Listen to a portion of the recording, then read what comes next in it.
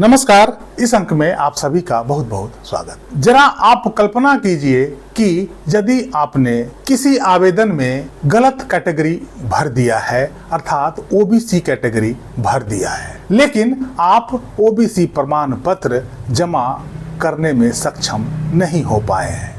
आप मेरिट सूची में जनरल कैटेगरी से भी ज्यादा नंबर लाए हैं, तो क्या ऐसे में सरकार आपकी उम्मीदवारी केवल गलत कैटेगरी भर देने से रद्द कर सकती है? इसी संबंध में राजस्थान हाई कोर्ट द्वारा एक महत्वपूर्ण फैसला आया है और आप सभी को यह फैसला अवश्य जानना चाहिए, क्योंकि ऐसी गलतियां आमतौर पर छात्रों द्वारा हो जाया करती है। राजस्थान हाई कोर्ट ने एक महत्वपूर्ण फैसला सुनाते हुए कहा कि किसी उम्मीदवार द्वारा आरक्षित वर्ग का प्रमाण पत्र पेश नहीं कर पाने से उसे सामान्य वर्ग में अपनी मेरिट के आधार पर चयन के लिए विचार किए जाने से वंचित नहीं किया जा सकता। यह मामला जूनियर इंजीनियर पद पर भर्ती से जुड़ा हुआ था। एक महिला उम्मीदवार ने गलती से आवेदन फॉर्म में अपनी श्रेणी ओबीसी भर दी थी, लेकिन उसके पास ओबीसी श्रेणी से संबंधित आवश्यक दस्तावेज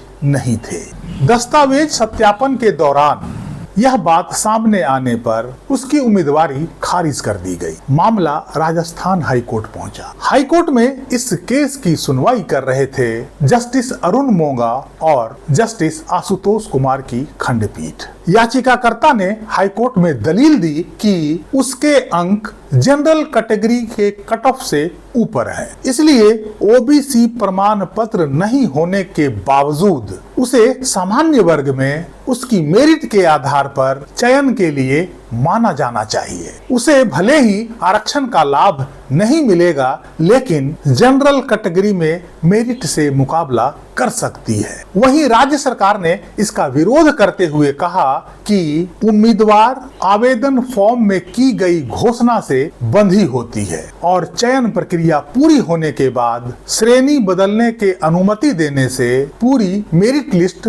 प्रभावित हो जाती है। लेकिन हाई कोर्ट ने राज्य सरकार के इस तर्क को स्वीकार नहीं किया। कोर्ट ने सुप्रीम कोर्ट के एक निर्णय का हवाला देते हुए यह कहा कि आरक्षित वर्ग का उम्मीदवार यदि अपनी मेरिट के आधार पर सामान्य वर्ग का कट ऑफ पूरा करता है तो उसका चयन सामान्य वर्ग में किया जाएगा और उसे आरक्षित कोटे में नहीं गिना जाएगा। राजस्थान हाई कोर्ट ने आगे कहा कि आरक्षित वर्ग का प्रमाण पत्र पेश नहीं करने पर अधिकतम आरक्षण का लाभ नहीं मिलेगा, लेकिन इससे उम्मीदवार का ओपन कैटेगरी में प्रतिस्पर्धा करने का अधिकार खत्म नहीं हो जाता है। हाई कोर्ट ने कहा कि आवेदन फॉर्म में गलत कैटेगरी दर्ज होना या आरक्षण का दावा साबित न कर पाना उम्मीदवार को उसकी स्वतंत्र मेरिट के आधार पर सामान्य वर्ग में विचार किए जाने से वंचित नहीं किया जा सकता। इसके साथ ही